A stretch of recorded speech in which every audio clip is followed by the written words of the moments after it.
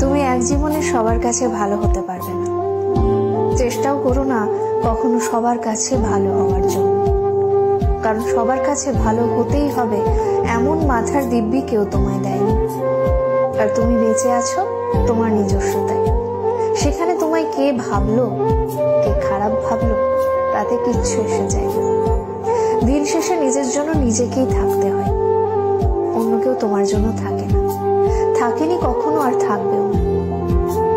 কারোর কাছে তুমি ভালো, ভীষণ ভালো, আবার সেই তুমি কারোর কাছে খুব খারাপ, জঘন্য একজন মানুষ।